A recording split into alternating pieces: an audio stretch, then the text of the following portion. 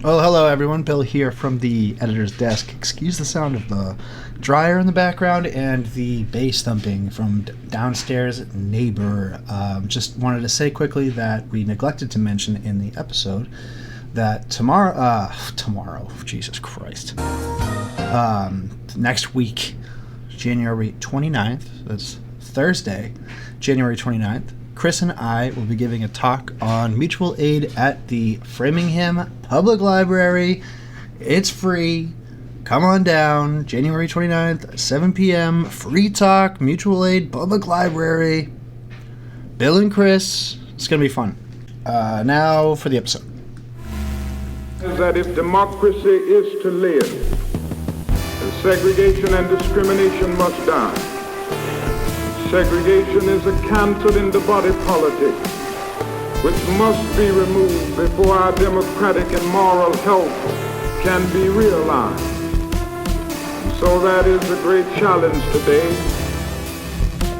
for men and women all over the nation to work with determination and with renewed vigor to remove segregation and discrimination from every area of our nation's life. We don't have long to do it.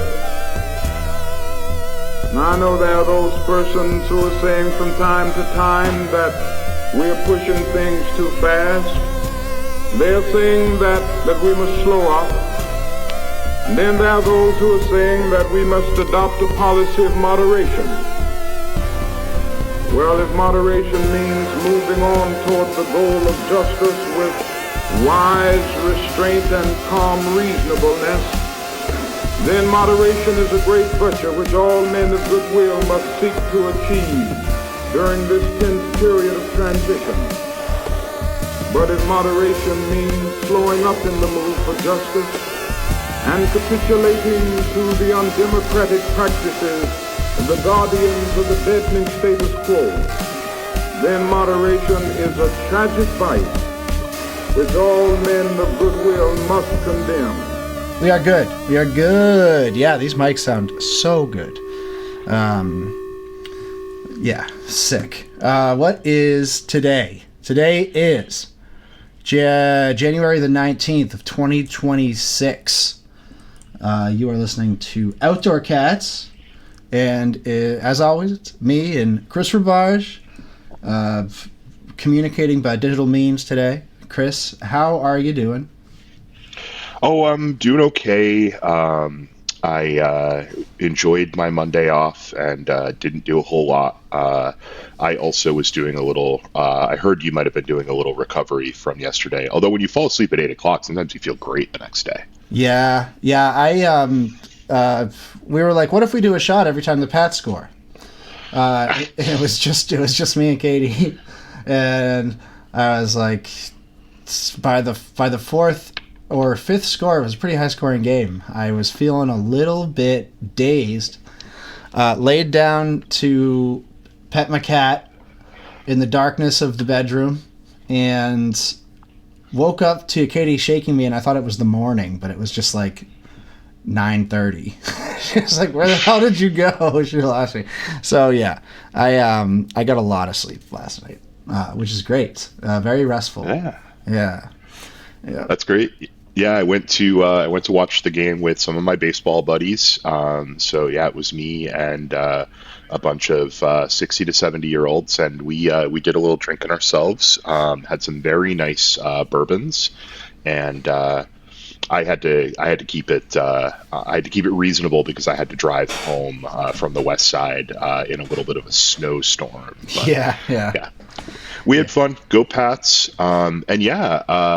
Happy Martin Luther King Day, everybody, from those of us at Outdoor Cats, as well as from the Worcester Police Department, who posted a really great graphic that I dropped in the show notes that I think Bill just got to take a peek at. Yeah, and, so open up the show notes and like, okay, gotta get ready for the show. First thing I see, I'm like, damn, this is gonna be a good show.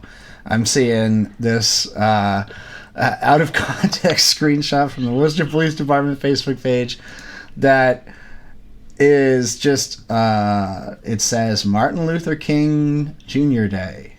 It's a animated or AI generated picture of him with a black background, and then a really weird, like, clip art version of their logo in the bottom left corner. And now, Chris, this is just a screenshot that I'm looking at, but I assume you saw the actual post. Is there any sort of text going along with this? Are there any sort of ruminations, any thoughts about the meaning of Martin Luther King Day? No, there was literally nothing besides what you're looking at. I saw it pretty. Actually, I guess it looks like I saw it 3 hours after it posted. If there were comments, I didn't read them, and I really think that's for the best. Yeah. But yeah, I'm noticing now this weird, slightly a kiltered Worcester police shield is just the exact same one that they used for their profile picture. So they just took their profile picture, Worcester Police logo, and just sort of stuck it on the bottom of this photo. And that's all there is. I've already used this joke on Bill, but I'm going to reuse it because you all didn't hear that. And I just was saying to Bill, my observation in looking at this is that it is very much the Dwight Schrute The Office birthday party where it just says, "It is your birthday" in the background. Yeah. Yes. I need to see the comments. Actually, I'm going to check right now. Oh, good. Yeah. It either has like 2 likes and no comments, or it's got like 150 comments. You know what I mean? I feel like it was the former, because if I didn't go, I feel like maybe that's just. We got 15 comments in here. Let's go. Oh, good. Yeah. All right. I'm hopping back in. This is a great sign. 15 comments, and with the most relevant turned on, it only shows 1. That is a GIF. Is that the one? Yes, that just says "love this." Love this. It's a GIF. Yeah. Love this. Oh my god, I love. See, I love this. See, the police. They're just. I just love them. And then when I go to all comments, I only see one more comment, and it could be a factor of who has blocked me or any number of things. But the only other comment looks like a pretty clearly spam account that just said, and the comment is just looking great. Looking great. Yeah, it's a clearly a bot, like a porn bot, and it just says looking great. And then we have a lot of people sharing it with nothing written. This is great. You know, this is, and then somebody shared it, and then somebody else did the classic 2 hands together in a praying style thing emoji, and then the thumbs up emoji, which looks, frankly, it looks bitchy. The thumbs up, you can't use the thumbs up emoji and not look like you're a little bit pissed off. I don't know why, but it just is the truth. It is a sarcastic emoji if ever there was one. But that's really great. Great for the Worcester Police Department. You know, banner year for them in terms of things that Martin Luther King fought and died for. And, you know, you have to imagine, like, Martin Luther King is in Worcester in 2026, young guy. You know, those police union guys, they're going after him. They're 110% they're going after him. And then, you know, Hank Stoltz and Joe Petty would be on the radio talking about how he's a naysayer. What else? You know, it's just creating chaos in the city, and you know, at least nobody got hurt, right? Oh, whoops, that's not what happened in that story. At least nobody got hurt. Yeah, that's the thing about MLK. At least nobody got hurt. Fucking A. Speaking of nobody getting hurt, the wheels have really fallen off. Have they not? The wheels have fallen off of the sled nationally, and I mean they were already off locally, but wow, ICE has really shown what their purpose is since the killing of Renee Good. What was that? 2 weeks ago now. Yeah. They have just leaned all the way into being fascist attack dogs. It's really good. It's really good for everybody. Yeah.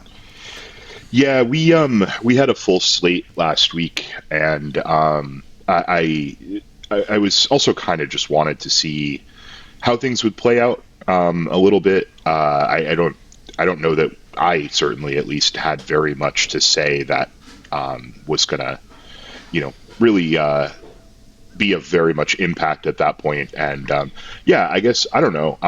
The way it's worked out is exactly the way that I think probably most people expected it to work out. ICE is continuing, and really the entire federal government under the control of Donald Trump and using its state-sanctioned arms of violence is doing exactly what it is designed to do, which is to try, I believe, to desperately try to get something to really kick off. Yep.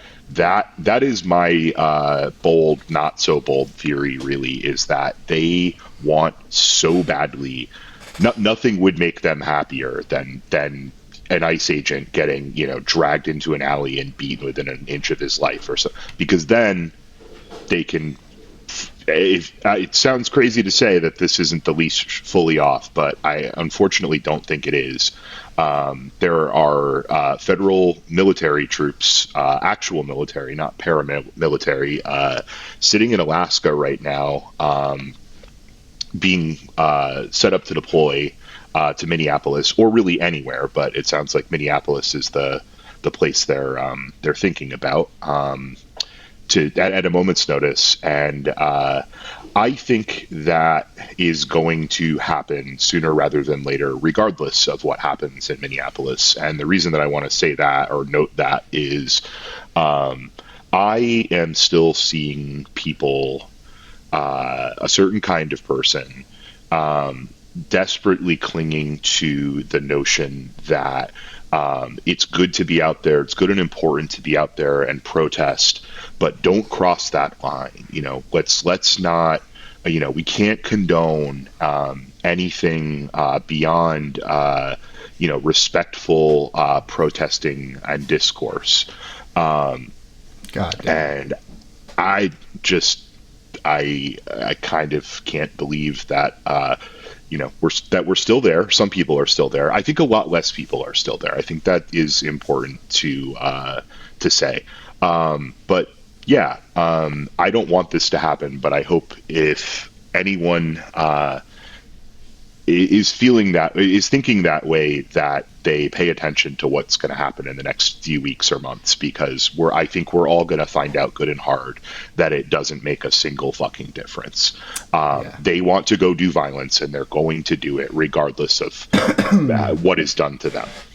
Yeah, I think that there was a really important bit of reporting that Ken Klippenstein did last week, and I linked to it and wrote a little bit about it in my most recent written post for the newsletter. But he got documents that show the operations and the operation names and the order of the operations. Yes. And it really is just a campaign where they're going from Democrat City to Democrat City, sort of like in the order, like pretty much seemingly designed to play into whatever sort of like vendetta-based narrative the president is on at a given time. And I mean, that plays right into the theory that it's like sort of a shock and awe thing where they're just trying to get people to pop off on them. And hilarious names, like damn, like Operation Mel Gibson Freedom. I mean, that's a little bit on the nose, Operation The Patriot my favorite movie. That's a pretty weird name for an operation. Operation 14 Words, I'm seeing. Yeah. Operation Black Rifle Coffee, TM. Yeah. It's the joke is good. No one knows it's good yet. Well, maybe everyone knows it's good, but I'll tell you why it's good, because it's not. Those were not real, but man, they're not far off the mark. Operation Return to Sender.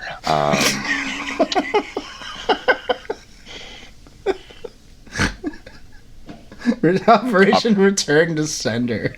Oh yeah, God. they were going to Bakersfield, California to, I don't know. I was like, oh, it must be postal themed, but no, it's just like, let's just get rid of some people who were sent here by someone and return them. Operation Benchwarmer. Yeah, that one I like read that a billion times and I barely understand like what that point of that is. That's a weird one.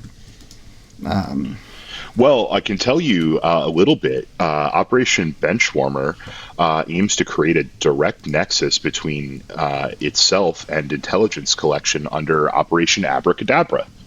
Does that clear anything up for you? Yes, yeah, right. That makes perfect sense now that Operation Abracadabra is in the mix. Operation Abracadabra. These people are brain dead. Yeah. It's pretty bad. Boston, of course, got Operation Patriot. Wow. Yeah.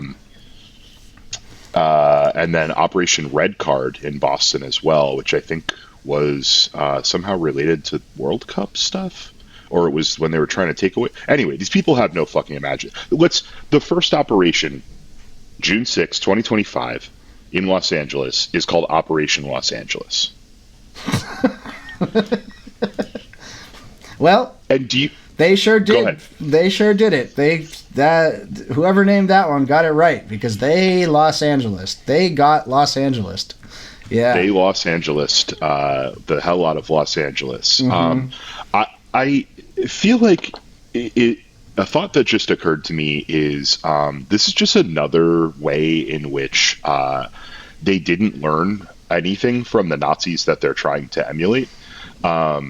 And what I mean by that is that in World War II, once we cracked the Enigma machine, one of the ways we were able to gather critical intelligence is by what the Nazis named operations. And it was also a way that the Nazis were able to gain intelligence on operations we were going to do until we realized that. And then we made it so that the operation names had nothing to do with what the operation was or where it was going to be. Yeah. So you had things like Overlord or, whatever. They would just give them, kind of generic badass names. And yeah, these motherfuckers just never learn. They're not even, they're terrible Nazis. And by that, I mean, they're bad at it. Yeah. Operation Tough Guy. Yeah. What were the Nazi operations called? Operation Drive Tank Fast on lots of speed. Yeah. Operation Methamphetamine. Yeah. Operation Tweaker. Operation just drive. They really did have only one trick, and it worked really well in France. Did not work really well in Russia. So that's a fun question, Chris. When do you think we'll see the first tank deployment in an American city? I mean, I understand that the National Guard in Washington, D.C. had some tanks out, but that was, I think we can agree, completely for show. Those tanks weren't used in any way. I'm talking about like an actual, like if we want to talk Imperial boomerang, how fast is that thing whizzing back? We see some Abrams in the streets. I was saying domestic drone strike by September. I think I'm pushing that up a little bit now. I do think that there's just no countervailing force. If they want to take the wheels all the way off, they literally can. And I think that they're learning that and getting pretty horny about it. Yeah. I mean, it is, there is something every day. And I think, especially at first, I think a lot of this was let's push the envelope and see what the response is. And I think hopefully we can all admit that the response from the Democrats at local, state, and federal levels, we could say has been wanting. They want to give ICE more money. Did you see this? The Senate Democrats proposed a bill for training and what is it called? De-escalation training for ICE, and it gives them more money. Are you kidding? Yeah. Are you fucking kidding? Yeah. That's crazy. I'm glad you brought that up. I have an article that I'm gonna get into in a little bit here. But one of the one note that I made for myself about this article that I wanted to make sure not to forget is to talk about the fact that the response from Democrats at a federal level is to say so far. From let's say Democratic leadership, I know that Jim McGovern has had better things to say than this. Jim McGovern, I believe today actually called for the end of ICE. Yes. So bravo, Jim. Thank you for saying what the bare minimum is to when we can, if we ever get the chance to try to work our way out of this problem. That's the bare minimum. Bill, I am 44 years old. You are my sister's age. And we are both older than Immigrations and Customs Enforcement as a federal agency. 2002 or 3. Mm-hmm. A project of the War on Terror. It was only a matter of time, I guess, before it would be used as such. Yeah. Yep. The war always comes home. The boomerang always comes back. But yeah, what I wanted to say is you can't train your way out of this problem. And in fact, I think something to think about is that the lack of training might be the one thing that is keeping this at only really bad, and not even worse than that. These fucking morons are falling on ice. They're hurting themselves. They're running into each other. It's Three Stooges out there. These guys are morons. And as we're going to talk about a little bit, even the minimal screening process that we thought may be happening is maybe actually not happening. And I don't think ICE is a disgusting institution at and to its core. This is what it was set up to do, and it's doing it.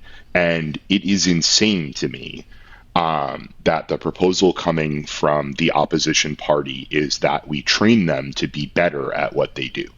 Yeah, it's disgusting. We want them to be bad at what they do. The ICE agents at Eureka Street were bad at what they do. They were so bad that they had to call the cops because 20 people were there being like, "What are you doing?" And they were like, "Oh, go," and they froze and they called the cops. I mean, I remember distinctly, and there's no real point in clipping any of this because you can't hear it, but you can't see it. No, wait, no. Hear it. You can see it, but you can't hear it. There was one of the ICE officers at Eureka Street who had the real balaclava style face mask, and he was the tallest one there.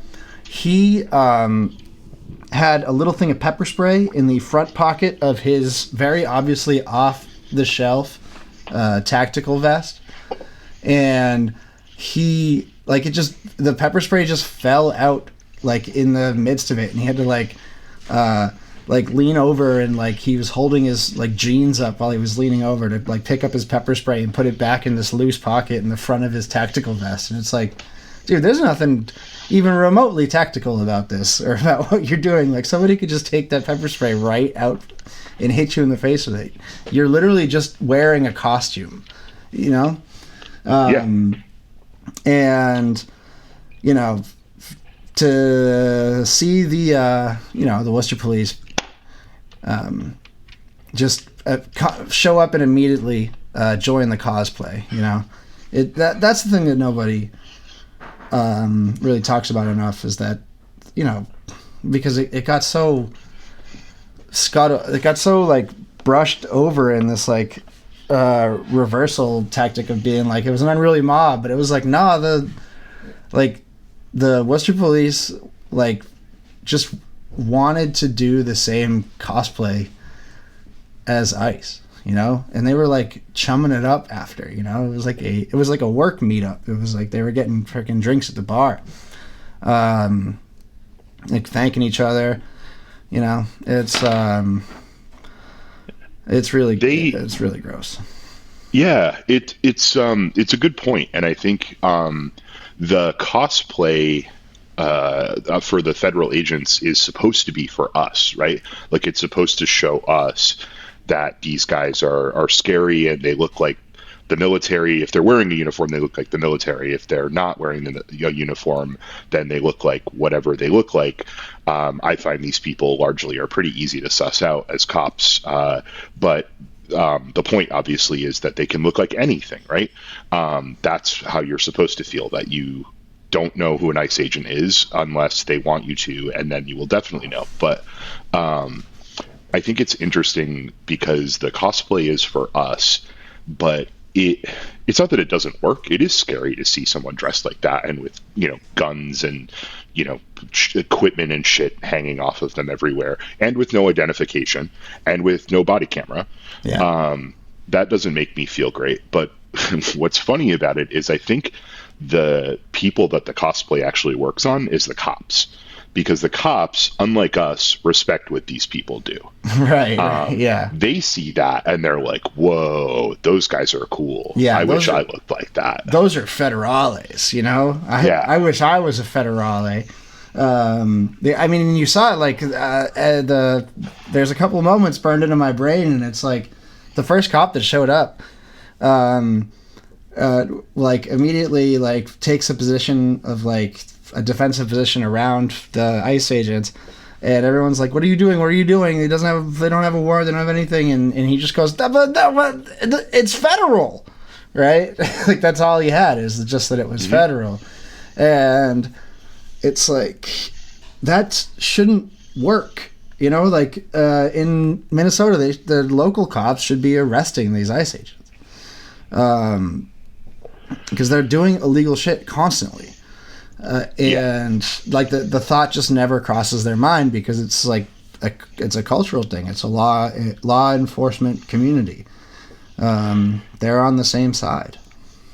Yeah, and I think I'm glad you brought that up also, because this gets back to what I was getting at with what Democrats at all levels are saying, and then what they're doing. And I think Minneapolis is a good example of this. It's probably the best one we've had so far, in that the mayor in Minneapolis, Jacob Frey, or Fry, I've heard his name said, it's spelled Frey, and then the police chief, whose name I don't know, and some of the people in the prosecutor's office, they're talking a good game about how they don't want ICE there, and they're even, you know, they're using cuss words, but this guy hasn't been charged. He hasn't been arrested. You have cops there hurting people on a regular basis. Cops, I say cops. You have federal agents there hurting people, assaulting people, breaking people's property without any kind of justifiable cause. Driving around, speeding, driving recklessly, running red lights. Like, this is all documented many times. And they're not doing anything actually to stop that. And so I don't know, I don't know what that gets. I was in a conversation the other day about deportations and different presidents, and someone literally said, they were talking about, someone had talked about like, oh, Obama did a bunch of deportations. And this person said, without a hint of irony, yes, but Obama did them with grace. And I would...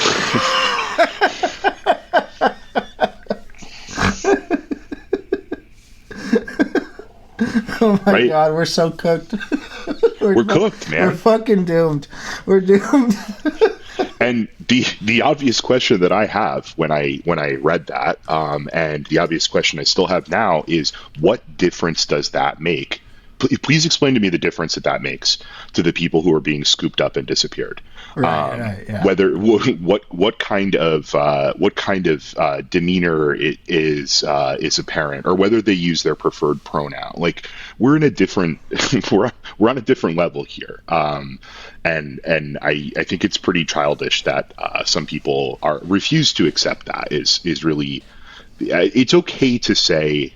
It is okay to say, I mean this genuinely, it's okay to say this moment is like a little bigger than what I feel prepared to respond to right now. Like, maybe the stakes do need to be raised on the side of the people that are resisting, but I'm just not ready to take on, I'm not ready for that kind of smoke. That's fine.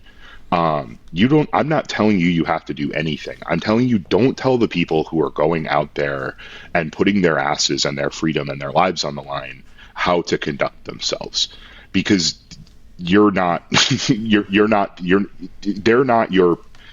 colleagues. Yeah. You're doing something else. Yeah. You are actually, part of the problem. That's, the polite, moderate, and all that, it's exactly who MLK condemned. I believe in a speech, I wrote about this last year, in a speech he gave at Temple Emanuel in Worcester. Funny enough, he ripped into the polite, moderate, white liberal. I'll have to make a note to myself to see if I can find that clip.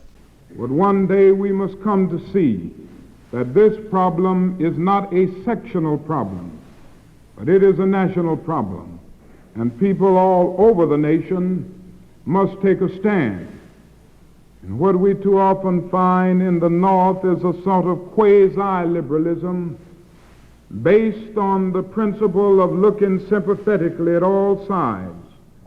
And it is a liberalism that gets so involved in looking at all sides that it doesn't get committed to either side. It is a liberalism that is so objectively analytical that it fails to get subjectively committed. It's a liberalism that is neither hot nor cold but lukewarm. And that is the need today for a genuine, ethical, true, consistent liberalism. But it is one thing to rise up with righteous indignation when a Negro is lynched in Mississippi. But a person who is really committed will rise up with equal righteous indignation when a Negro is not permitted to live in his neighborhood, or when a Negro is denied a position in his firm merely because of the color of his skin, or when a Negro is not able to join his professional society. In other words, if this problem is to be solved, there is need in the North for a genuine, consistent, ethical liberalism. Yeah, he really gives it to him. And, Joe Petty would be very quick to call that divisive rhetoric, very, very quick. But, ICE Boston issuing a statement about how somebody from our community is a violent, criminal, illegal alien. I'm not touching that. That's not divisive rhetoric. What's funny? We pick on the Telegram a lot, and I don't know. I'm perfectly fine with that personally. Yeah. It just occurred to me that you're right about that. And in a city where our one daily media source falls over itself every time I don't know, like news comes out about the Rolling Stones to be like, hey, the Rolling Stones, they actually played here. They played Sir Morgan's Cove, back in, 46 years ago or whatever. Yeah. It just happened with Phil Lesh. Craig Seaman, no, I got no beef with you, bud. I know you got to do what they ask you to do. But Bobby Weir dies, and there's an article in the Telegram the next day about like, oh yeah, did you know the Rolling Stones actually played here a bunch of times? Dude, they didn't even do a Dead thing. It was about the Dead. Yes, Okay. But it was just like, oh hey, did you know the Dead played here? They're always falling over themselves to find the Worcester connection, and yet I don't think on Martin Luther King Day, not even one time, have I ever seen the Telegram make the Worcester connection to Martin Luther King and the speech he gave right here in Worcester at Temple Emanuel. Isn't that interesting? I'm checking our paper of records slick website right now, and I am not seeing anything about that at all. Let's see here. Counselors to take up debate on tobacco permits. Youth local leaders celebrate MLK's legacy at youth breakfast in city. Okay. Nope. No retrospective. Thinking back to 2016, how Worcester / New England were 10 years ago. That's the white hot heat right there. It's so. I love the state of journalism. Oh man, we're doing such a good job on the whole. We're really fucking killing it. Man, yeah, I gotta get off of this website. I'm gonna get angry. Yep. No follow up on the, I think, sort of bombshell thing that I put out yesterday. Maybe we'll see some this week, but I'm not sure. But listeners who haven't been keeping up with the written posts will be pleased to learn right now, I think, that Worcester has $15 million invested basically in ICE. Anyone who pays into their pension in Worcester is paying into crucial component of the network of private charter planes that comprise ICE Air, that do the shuttle flights, transfer flights, third country flights, most of the flights going out of Hanscom Airport in Bedford. Worcester's pension fund is all sorts of tangled up in Signature Aviation, and an investment manager, I don't know. It's a fine line between like he was repeating how he was lied to, or he was lying, and said, "Nah, they really don't help. They really don't help ICE at all." But no, they do.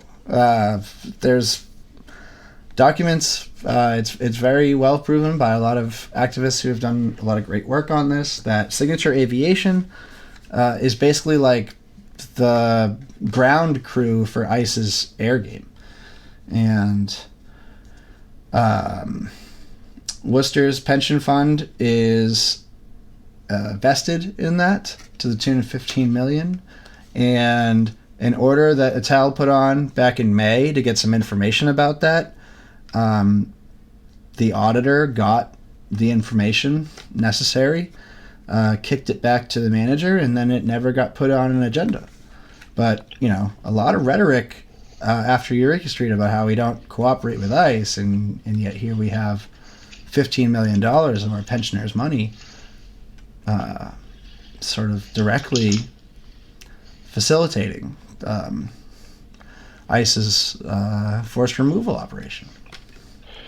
Yeah, I read the piece, and it's so interesting. I thought it was really interesting, too, that kind of the second follow-up was sort of like, well, they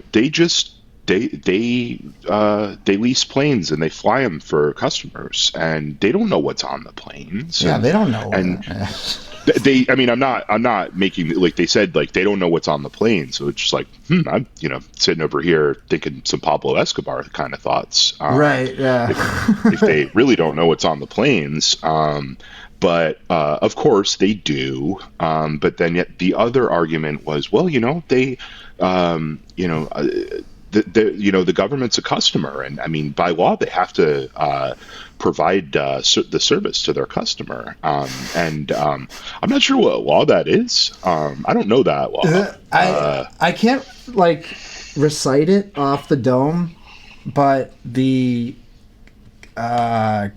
using non-discrimination law to say that, and it's that's not what that is. Non-discrimination. You cannot, as a business, you cannot serve, you can not take a contract with an entity. That's not non-discrimination. What are you talking about? Yeah. Again, as I always say, I'm not an attorney and I'm not your attorney. But I do know a little bit about non-discrimination law, having worked for a civil liberties organization for a number of years. And the thing about discrimination law is that you have to be of a protected class. And I don't think that, as of yet, I'm sure this is going to change. I don't think hot dog necked guys that look like toes are a protected class as of this moment. Yeah, I don't think evil Rob Gronkowski is a protected class of people. But that reminds me of another thing that I read recently. They do have, and some are arguing, it's sort of an open question, but they might not be a protected class, but they do have something called absolute immunity.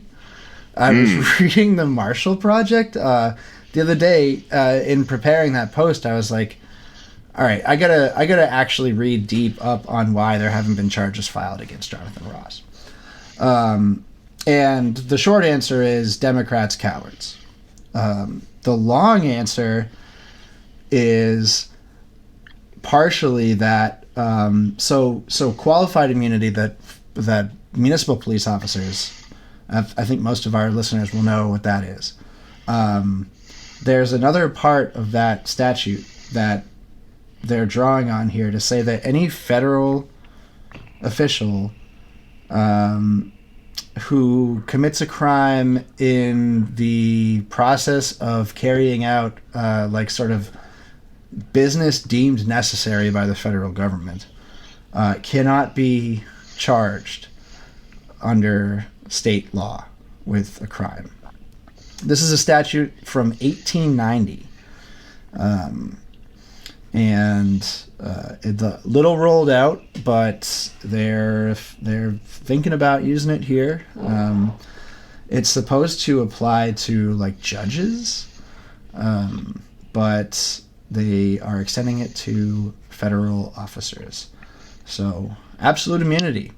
The law does not apply, which is, that's in keeping. I think that the law has had a tough couple of years. 2025 was not a very good year for the law, right? It just feels like the law is not a practical concern for this administration. It's tough.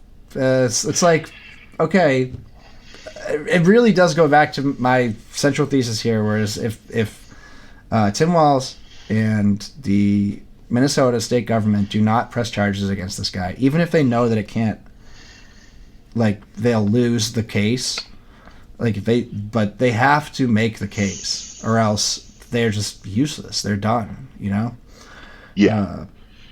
I've been saying for a minute, the law is a construct, and I used to get a lot of bewildered faces when I would say that. Not even usually mad ones, just mostly bewildered. And I'm seeing less of that these days. If it's been a tough couple of years for the law, if anything has really ever happened to illustrate that the law is a construct, and it has no absolutes, and it is as malleable as water. I think the last couple of years have really shown that. And yeah, I also think that, I don't know, that would be the beginning. Them even trying to charge this guy or other people in Minneapolis would be the beginning. I am increasingly having the thought that if the law means anything anymore, and I'm not real big on the law, so I don't honestly really care if it does or doesn't. But I'm not like I'm not playing, but I'm not doing the laws if everyone else isn't doing the laws. Is the way I feel about it. Yeah. And I think the only way, I've been trying to think about, like, how do we come back from this? If there was a way to, like, fundamentally come back from this, or like spiritually come back from this, and I can't see a way that doesn't involve a lot of people going to jail. Yeah. And I'm an abolitionist. I'm not, I don't fall over myself to put people in jail. I would like to do something more revolutionary than that kind of thing. But as a response that could theoretically happen within the frameworks of a government and a state that we have, if a lot of people who fell over themselves to go out and start doing this work of a fascist paramilitary force do not go to jail, and the people that sent them there do not go to jail, then we're always one election or one coup or whatever from it happening again. Yeah. I just don't see how that's not the case. Yeah. They've opened a Pandora's box that sort of, you know what I think? You know what I really do think? And increasingly it's becoming my retirement plan. We need Chinese D-Day. We need to be liberated. And I was listening to NPR the other day. I was, hearing this news story about Canada renegotiating big trade agreements away from the U.S. and towards China. And, you start thinking about something like the Sino-Canadian invasion of the United States, and, that starts to feel pretty good. I start thinking some really nice thoughts. They don't even have to fire a single bullet. They can just land and be like with a bunch of doctors and be like, you can go to the doctor, and everyone would be like, okay, I'm with you, fellas. Yeah. This is my copium. My actual copium is President Xi. I love you. Please come. Please send the People's Army. And I, for one, accept my Chinese overlords. I'm ready, and I think very highly of your culture and the fact that you build infrastructure. And so, yeah, please. Yeah, please. I think that I am really, at best agnostic about the American project in general. I think that it's pretty much like an evil unleashed on the world. And think about, like, even if it's just as evil, but we can get to New York in 2 hours on a train. Like, I'm willing to make the trade. I will go to an equally evil regime that gets me on a train to New York in 2 hours. Yeah. I think train to New York in 2 hours, and I can get the medications and the medical treatment that my doctor recommends that I get, which neither of which is the case right now. Yeah. I wanted to say quickly, I'm going to be a little bit of a pedant is maybe not the right word, but I want to talk a little bit specifically about the immunities, or about qualified immunity, and just slightly adjust something that you were saying before, which was, I think, a distinction between like immunities for federal and immunities for local. Okay. Qualified immunity started. Qualified immunity started as a concept in the 60s during the civil rights movement. Very predictably, qualified immunities beginnings started with basically making it so that cops couldn't get sued for hurting people during the civil rights movement who were theoretically pushing for the civil rights movement, which felt like maybe an important thing to point out on Martin Luther King Day.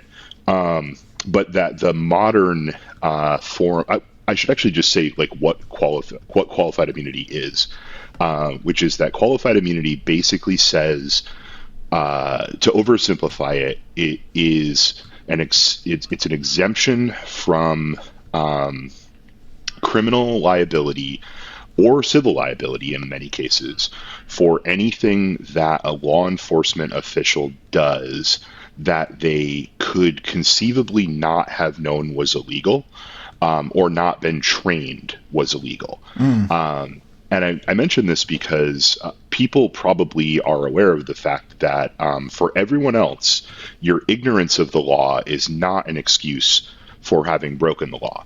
But for police, they get a carve out. Actually, if they're ignorant of the law, it is an excuse and provides them immunity. So it's just worth saying that, but the reason I brought this up is that the modern concept of qualified immunity is actually something that it applies to federal law enforcement. It's actually something that came out of federal law enforcement. If I remember correctly, it was a Secret Service agent on Dick Cheney's assignment of Secret Service agents who physically assaulted someone in a way that was like obviously outside of the law. And they used qualified immunity, and that's kind of where it came to be what it is that we know it as today. So it's really cool and good that they're trying to add to that with even more immunities. Yep. Yeah, it's great. It's a stacked deck. Tell you what, it is a stacked freaking deck. But at least like the people that have these immunities are well trained and well vetted, and definitely not just picked right up off the street. Anybody who wants the job gets one or anything like that. That would be crazy. I mean, that would be crazy if you were to dispense some information right now that would run contrary to that belief that I hold in my heart that police officers and ICE officers, especially ICE officers after getting their budget tripled, are not just like taking anybody who's evil or stupid enough to do the job. Absolutely. It's I just had a vision in my head, this incredible vision of how the rest of this episode can happen in a way that it doesn't sound like it fell completely out of our asses. And so here we go. I'm going to start it now, and then if you can trust me, I'll get us through. Oh, I trust you. All right, here we go. Buy the ticket, take the ride. So I dropped the link for Bill. I read this article the other day, and it's titled, "You've heard about who ICE is recruiting. The truth is far worse. I'm the proof." I'm trying to remember what this was. Oh, it was in Slate. Okay, I had to put the remove paywalls thing in there. So this was a Slate article, and it's about a independent journalist or freelancer, I guess. Those are, I guess, one and the same. But are they one and the same? Yeah, I'm trying to think of a. Yeah. Okay, I'm saying this to an independent journalist. I should actually not say that with confidence. Yeah, I don't think if there is a distinction, it's boring. I don't know. Yeah. They're the same thing. Yeah. Fair enough. All right. So it's an article about this independent journalist who decides to apply for a job with ICE, and see what happens. They actually go to a job fair, an ICE job fair, and this woman, Laura Jadid is her name, and she has generally the kind of background they're looking for. I think she goes to college, then she goes into the military for a while, she comes out, and then she's kind of like a freelancer.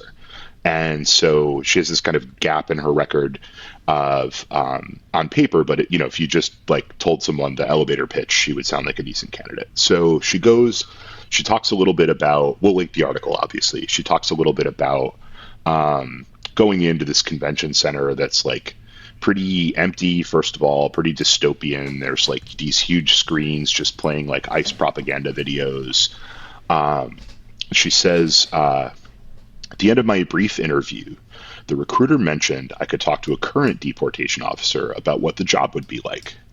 There was no line to talk to a deportation officer. So I walked up, introduced myself to one of them, and asked about the day-to-day duties. The officer ran down other departments I might end up in: prosecutions, removal coordination unit, or detention. The point being that I should not expect to be a badass street officer on day one. Quote from the officer the recruiter she's talking to, or a current officer she's talking to.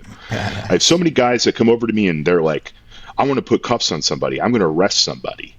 Well, you need to master this first, and then we'll see about getting you out in the field. I told him I was fine with office work. With my analyst background, it seemed like a better fit for my skill set anyway. His attitude shift was subtle, but instant and unmistakable. This was the wrong attitude and the wrong answer. Quote from the agent. Just to be upfront, the goal is to put as many guns and badges in the field as possible, he said. So, we get a little taste of what they're looking for there. But this is the part where it really gets good. So this reporter goes through the process and actually submits an application online and at this recruitment thing to work for ICE, and then basically was like, I just sort of assumed I'd put the application in, someone would do 2 seconds of Googling and see the things that I've written and the things that I've said and who I am, and I would be immediately disqualified from the process. So she begins again. 9 days later, impatience got the best of me. For the first time, I logged into USA Jobs and checked my application to see if my drug test had come through. Oh, she had to take a piss test, and she was like, I smoked weed pretty recently. I probably failed that too. Yeah. Okay, so checked my application to see if my drug test had come through. What I actually saw was so implausible, so impossible, that at first I did not understand what I was looking at. Somehow, despite never submitting any of the paperwork they sent me, not the background check or the identification info, not the domestic violence affidavit, none of it, ICE had apparently offered me a job. By all appearances, I was a deportation officer. Without a single signature on agency paperwork, ICE had officially hired me.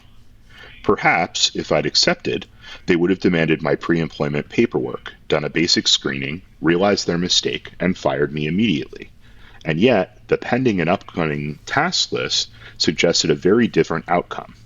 My physical fitness test had been initiated on October 6th, it said, 3 days in the future. My medical check had apparently been completed on October 6th. Yeah, it definitely was. Physical fitness test is, oh my God, it's they're just mailing it in hard, You gotta get bodies out in the streets, but dude, if they're actually doing the physical fitness test, a lot of those guys are not getting out there. I remember this was a problem with the Worcester Police Department a couple of years ago too, is that they had a hard time with the physical fitness test and getting people to pass it, and the physical fitness test was it wasn't that hard, right? It was like run a continuous mile, right? And that's funny that they just pre-completed it, They're just, you want the job, you got it. You want that sweet, sweet signing bonus? Now, here's my question. Can you get the signing bonus and then just quit? So from something I was reading earlier, I think the answer is no, because the secret behind the signing bonus is I think it's paid out to you over 5 years, which is in the fine print. I saw something that someone was like, yeah, it's 50,000, but it's paid out over 5 years. So actually per paycheck you get, and it's paid out per paycheck. So it's really just all that the signing bonus is an extra $300 in your paycheck, which, to be clear, not nothing. But yeah, no, you can't just sign up, get a $50,000 check, and then bounce, is my understanding. What if you get hired and you just don't show up? I mean, I think if this reporter was willing to be a little bit more brave about, I shouldn't say brave, that's unfair. It was willing to bend the ethics of fraud a little bit further, we would have found out. Yeah. I mean, it seems like the ICE is not, like, they have bigger fish to fry in their imagination than employment fraud, which I'm sure they're all committing, like, on a daily basis. Can you imagine what those overtime slips are looking like? I mean, Jesus. Yeah. We know how bad COVID fraud was, or we have. I mean, actually, we don't. I'm sure, but we have some idea from the like small business tyrant people that they prosecuted. Yeah, right. By the way, I have the ICE fitness test in front of me, the basic requirements. And I was thinking about this because you were talking about how many of them could pass, and I remember reading an article that something like a quarter of the people that go to their training academy in Georgia were failing the test. I'm sorry, no, I'm reading here more than 1/3 have failed. Wow. The test requires 15 push-ups, 32 sit-ups, and a 1.5 mile run in 14 minutes. Yeah, see, it's not... to be given a gun and sent out into the streets, I feel like that's a very low threshold. I would not describe myself, nor do I think anyone else would describe me as physically fit. I can do 15 push-ups. I could, and I'm sure in short order again, could train myself to do 32 sit-ups. And I have, in the not too distant past, run a mile in about 12 minutes. Yeah. So it's you kind of walk on there. You can do it. You can walk a mile in that amount of time. You can speed walk a mile in 13 minutes. I wouldn't like it, but I could do it. I wouldn't, but I really wouldn't like it. I do not like running. It makes my chest hurt and my knees hurt, and it's like ouchie. And then when people talk about this runner's high type of thing, and it's like, nah, it's like a runner's low. Like, I feel like death after. I appreciate that. I've never understood it myself. No, it's not a high. If it's a high, it's a bad drug. It's not a good drug. Anyone who talks about that runner's high, they're fooling themselves. Mm-hmm. It's like doing a torture whippet.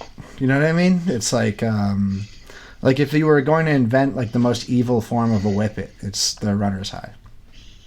Yeah, I mean, if we want to talk about highs, that's a subject I know a little bit about, and I'm going to say, if you've had a runner's high, I don't know, try like a hippie flip.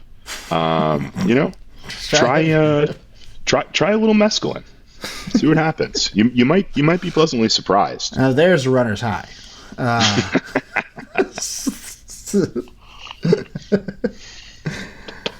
Just do a little changa.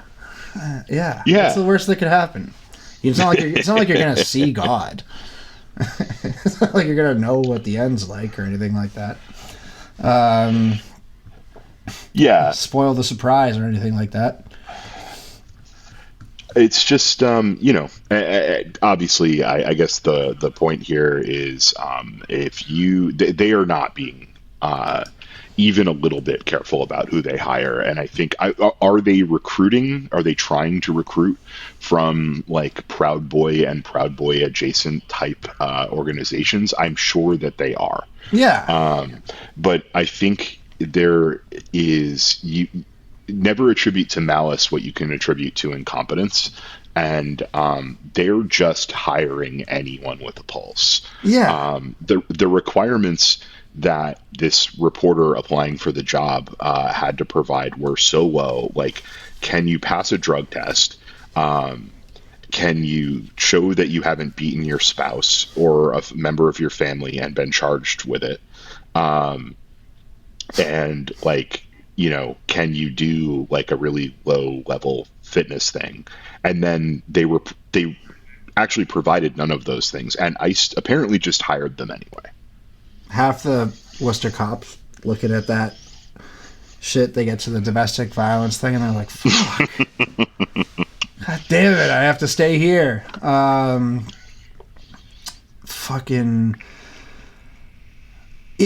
It's like you couldn't invent a better job for a neo-Nazi, and you couldn't invent a worse job for any other kind of person, right? Like, if you're not a neo-Nazi, why would you do that job? What possible reason could you have for wanting to do that job? So just by those basic parameters alone, you're going to end up with, you know, the new neo-Nazi wing of the federal government. I described them as the brown vests of the Hamburger Reich in my piece. I'm pretty proud of that one.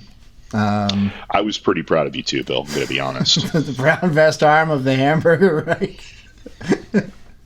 I'm tickled by the idea of just tracing the lineage of Nazism from the Hamburgs to the hamburgers. That's a book. Yeah, right? Yeah. You know.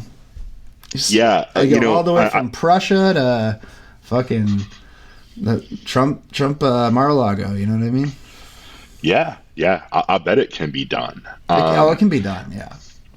When I read that, it really spoke to a thing that's been running through my mind a lot lately, which is that, you know, I see people talking about talking about ICE as the, you know, paramilitary fascist equivalent of the Wehrmacht in Germany. And on paper, I understand where they're coming from, but it's kind of like when, I don't know, people say other like smart sounding dumb guy stuff about World War II, and it tells me immediately that you don't really like know much about the history of it, and that's okay. But like, it is actually, if you're going to make those if you want to see the path we're on and how it differs and how it's the same, it's good to learn about these things. And so I mentioned that because the Wehrmacht were like scary fucking dudes. They were like ferocious, like battle-hardened psychopaths from World War One. Yes. They were the guys who went to World War One and fought in what that was for Germany, let alone everybody else, and survived it. And then they came home and they got the Weimar Republic.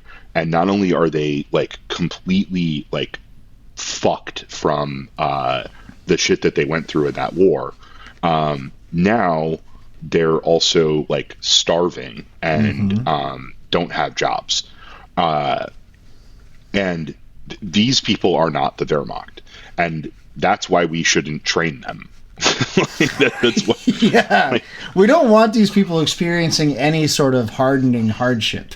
You know what I mean? We want our ICE agents getting pissy if they don't have a soda at once every 4 hours, you know? Yeah. We want our ICE agents like thinking about the Arby's they're going to go to after their shift of like pointing a paintball gun at people. This is where we want them to stay. Yeah. We want them writing like Dear Abigail letters home about how like, the local hot dog shop put up a sign that says that they can't come in. Yeah. Dear Abigail's, the Arby's in Chicago turned away my hard-won American dollars. I wasn't allowed to have a Diet Coke while holding my paintball gun, and I don't know, dude. I don't fucking know. They're soft. They're soft. Yeah. They're soft as hell.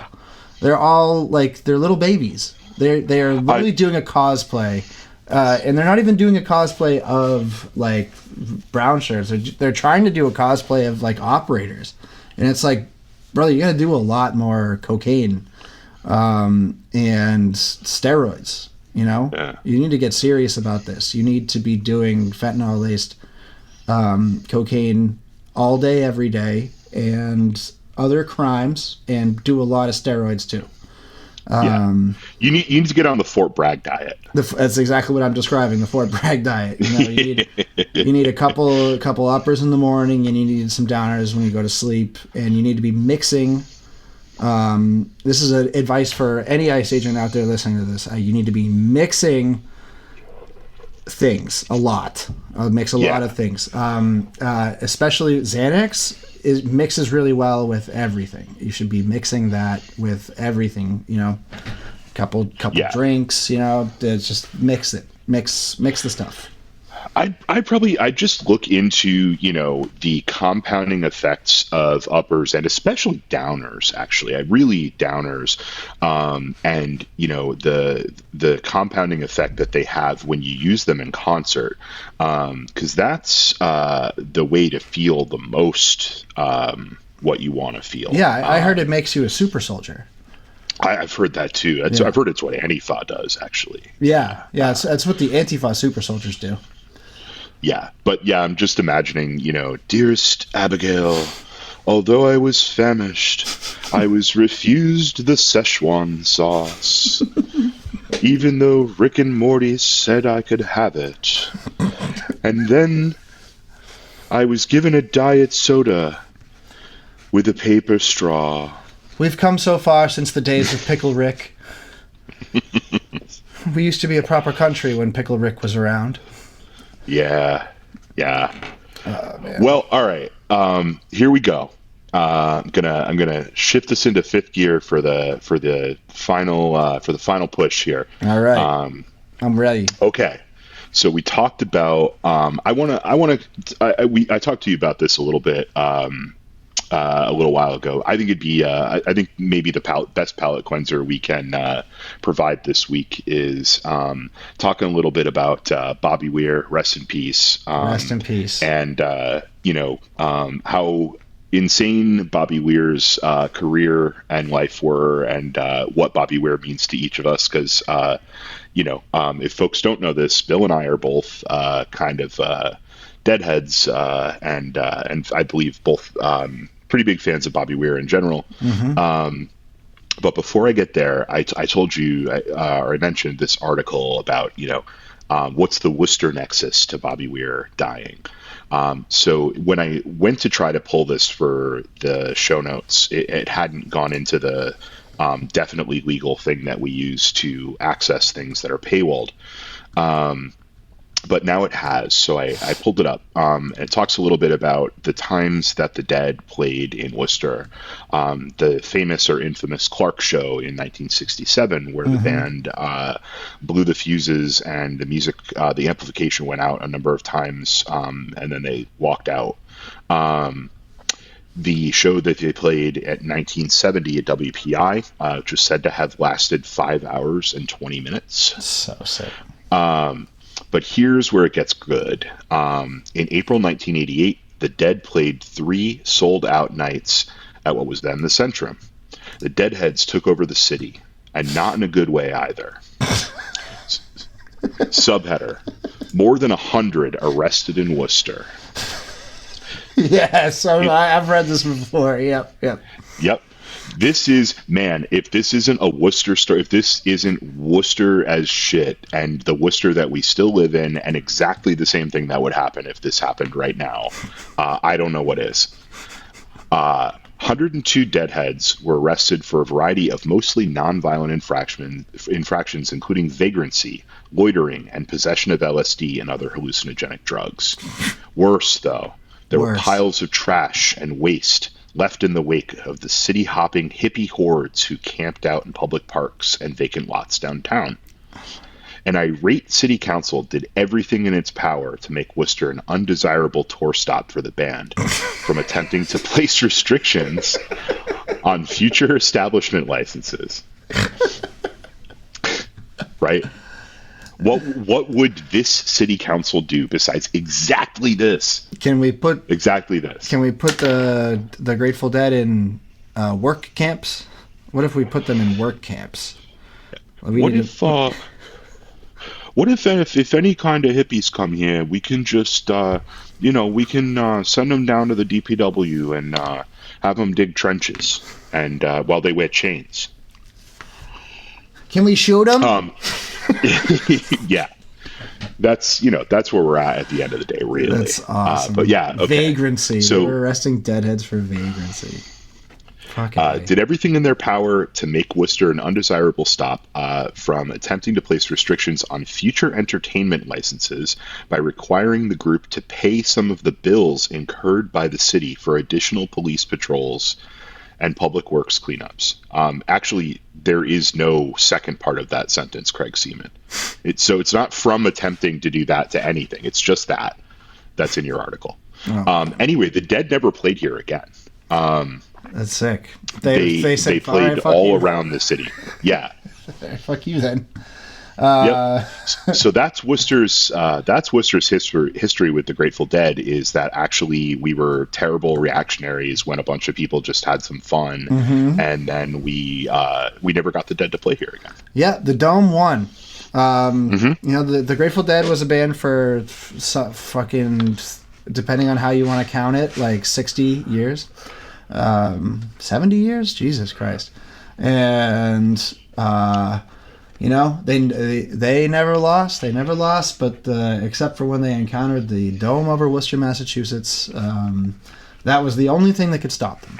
Yeah, that just makes me hate this place, frankly. That if there was ever a social movement or a a cultural shift as sort of cool and significant as early Grateful Dead that ever happened here again, they would treat it the exact same way, and we would lose out on that. That's great. That's just fucking great. Yeah, what sucks is that's not Worcester's history if you go back deep in our history, but it's been our history for far too long. Yeah. And it's a real bummer, and we should do something about it. We should. Yeah, so that brings me to I shot an article over to you right after Bobby Weir died, and it was just talking about playing in the band, and it was talking the song, and it was talking about that kind of being the most Bob Weir song in the sense of what the theme of the song is, and which is to oversimplify it, just goddamn, I'm life on the road is crazy, and you're working all the time and whatever, but holy, I'm playing in the band, I'm in the band. And I want to ask you, but before I do, one of the other things that comes up in this article is that Bobby Weir joined the Grateful Dead when he was sorry, I don't have the year. He joined the Grateful Dead when he was 17, and he played music all the time, basically until a month or 2 ago. 2 or 3 months ago was his last show, when he died at 78. And some people on Reddit did what people on Reddit do, and someone asked the question, what's our best estimate of how many shows Bobby Weir played all time, the Dead and other bands that he fronted or was in? And the answer they came up with was around 4,500 shows. That's so crazy. Yeah, it's so to put that into perspective, if he played a show every single day, it would be a show every single day for I think it was 12 years. Or if you were to take the average length of show at 3 hours, which is very generous, I would say, if not underestimating most of what the Grateful Dead and his other bands did, that would have Bobby Weir on stage for 24-hour days for 18 months. I have only been on tour for, I think my longest one was like a month and a half, and it was fucking exhausting. Like doing, that is just an insane life to have led.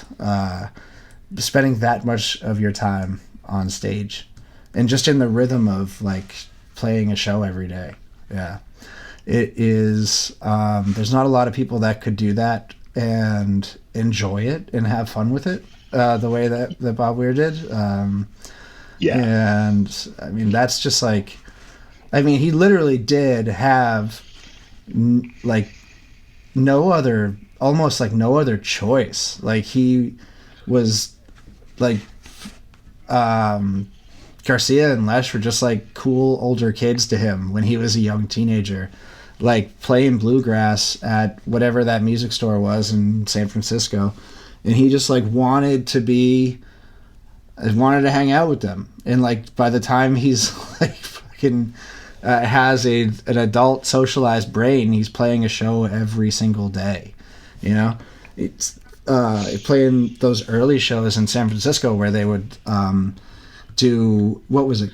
They would hook up like speakers in like a circle around it and just like shout into it. They were basically raves. Like the Grateful Dead was like in the 60s was like a scary band, which people don't really associate with them now, but they were like sort of pioneers in metal in that way, and that they were legitimately like us, like people were afraid of them when they were starting out, like when they were the Warlocks and stuff.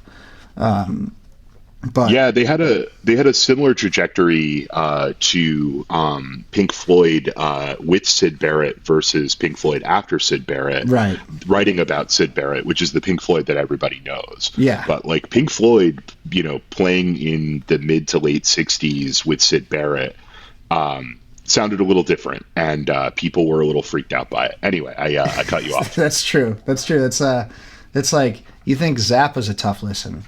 Oh man, I do like the early Pink Floyd stuff. No, I just think that I say it every chance I get. I think that Grateful Dead, most important American rock band, for a number of reasons, and a lot of those reasons don't even really have to do with the music. But the counterculture that they built and sort of the practices that they developed were hugely influential in anything that you might today call sort of underground or DIY or punk rock or whatever kind of word you want to use for it. I mean, the band basically invented file sharing and what had a staunchly anti-copyright attitude for their entire career, which is very cool. They did not make a lot of friends in the industry by having that stance, but they still got, just by sheer force of will, they ended up on, what was it, Warner Brothers or whatever? Or was it Columbia? I can't remember which one it was, but I think it was Columbia, but don't quote me. Yeah, but then they're a big label. But their studio records are hilarious, dude, because they just like did not care about them very much, you know? Like American Beauty is a gorgeous sounding record, but they weren't like the Beatles. They weren't trying to record masterpieces. They just kind of got in there and did it, then got back on the road. And Bob Weir's playing style is like, I feel like it's really that it's the entire ethos manifest, because he's like, if you listen to the same song, like I've been on a Warcraft kick, and if you listen to the same song over different stages of their career, you hear Bob doing something different every single time, and like his sound was constantly progressing, and his sound was so singular and so unique to himself. I was watching that documentary that came out a couple of years ago, the other one, and somebody, I think it was the guy from Sonic Youth, talking about how Bob played rhythm guitar like he was trying to play piano with the guitar. And I always thought that was a really good way of describing his playing style. He was doing something like definitely singular with that instrument that doesn't, like, people don't talk about it like they talk about Jerry's soloing, but it was sort of like one couldn't have happened without the other because he gave so much space. He kept the rhythm guitar going, but he left so much space in the mix. That's a difficult concept to teach as a musician. So what you're telling me is it's really about the notes he didn't play. It literally, I know, it literally is though. No, I agree. I actually agree. And the notes you play. It's about the notes you play and the notes you don't play. And it's about the notes you think about playing and then don't, and it's about the notes that you don't think about playing and then do. So that's a whole other trip. I don't know if we're far enough along. We can't go down that road yet, but no. Yeah. Bob Weir, very important, and will be, forever loved. Yeah. I co-sign all that, and yeah, it's interesting. I think I would never at any stage in my life, including right now, call myself a musician, but I have fucked around with making music, and I have made music with other people over the years, on and off, and I think Bobby Weir was just kind of the perfect person at that time and place to be in the band, to have someone who I think looked up to, Jerry and Phil in particular as much as he did at that point, to sit back in the cut in a rhythm as a rhythm guitarist. There's so many times when people start making music, and especially when they start getting good at it or getting some repute or commendations for it, they want to be out in the front, and Jerry Garcia could never have done what Jerry Garcia did without Bobby Weir making that space for him that you're talking about. Mm-hmm. And yeah, I mean, the guy he had or was in, I don't know, 20 bands. He really barely slowed down touring when Jerry died. He's kind of the only guy who did that. Phil Lesh played a fair bit, but not as much. But yeah, Bob Weir really seemed to enjoy that aspect of it and the social aspect of it, and being out there, as much as way more than I can imagine doing it for that long. And I guess I'll close by saying this: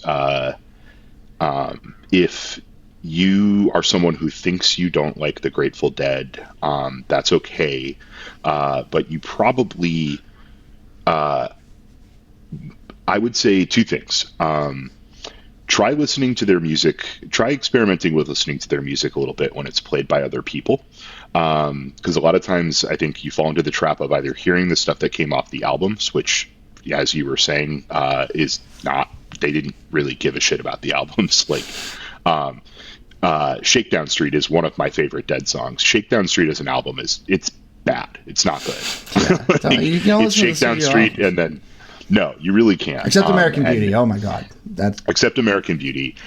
Maybe Working Man's Blues. But I would say that. And then if you can't understand kind of the basis of the way Jerry kind of moves everybody through the music, or the way they all move in together, and kind of the technical difficulty of that, I've gotten a lot of people to appreciate Jerry Garcia who hate the Dead by telling them you should listen to his dog stuff, the stuff he did with David Grisman, because he is at its essence a bluegrass and blues and roots musician. Yeah. That's where the band starts.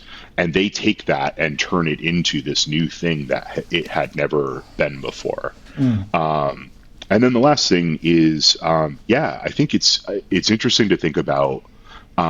In a lot of ways, I think they either foresaw or they didn't, but they created a model for what making music is now, actually, which is they were not interested in making studio albums when studio albums were a huge way to make money. Yeah. But now they're not a huge, like they were into touring and sharing and getting people to come out to their shows as a revenue source. And what do you know? That's what every successful musician basically has to do now. Yeah. Every working musician, save a few. Yeah, they really, just by nature of approaching it, but from a community first perspective, built a real community around them, which, you know, in every single rock doc you're ever gonna watch, you know, the guy strikes it big, gets involved with the frickin' Hollywood guys, and then loses all community and becomes an asshole. And the Grateful Dead just like never did that on purpose, though I'm sure that each of them individually were offered the ability to do that time and time again. And now that there's no reason to really play that game anymore because the internet ruined it, it's like literally is like the Grateful Dead model is all you have left as a musician, which is I think they've had a big cultural renaissance in the past like 10 years. I'd say that people have really sort of examined the Dead, and I remember like some of the coolest people in the sort of Providence noise scene. This band called The Body, they started fucking rocking with some Grateful Dead shit, and when I saw that, I was, you know, previously sort of embarrassed about being a second generation Deadhead and loving that band so much, and then I was like, oh no, wait, I don't have to keep this to myself anymore. This is sick. You know what I mean? Yeah. Yep. No, it's true. And also I think there's a testament to I agree with you that there has been a resurgence, but also I think it's interesting that like from our older parents or early grandparents' age, depending on who you are, all the way through every generation and subgeneration until today, there are young people who get really into this band, and there are lots of people who stay into the band.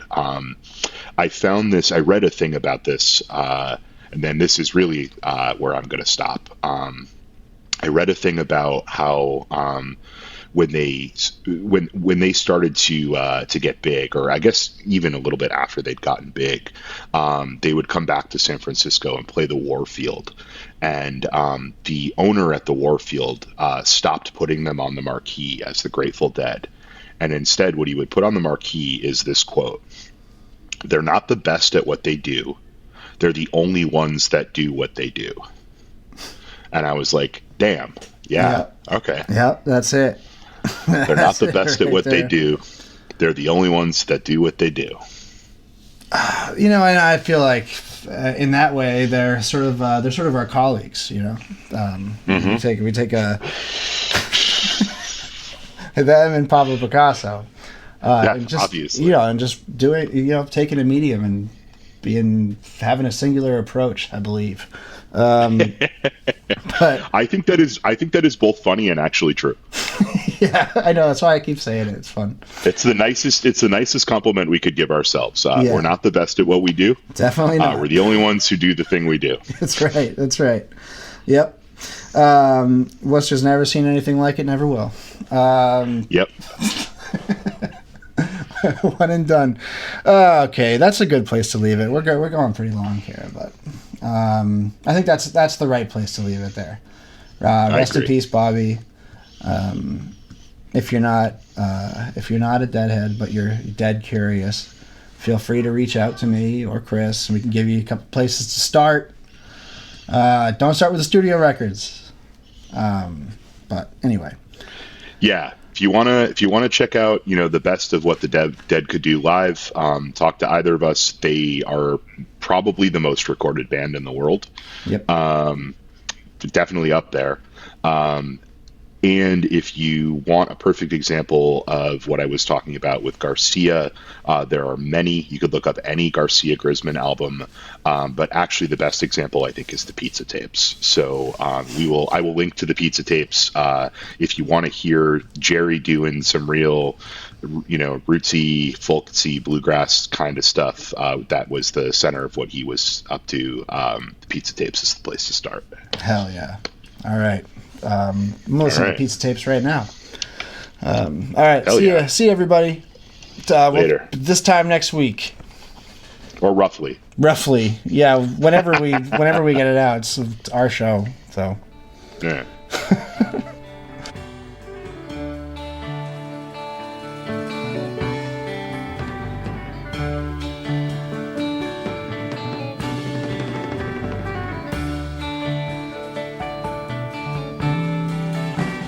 Some folks trust a reason,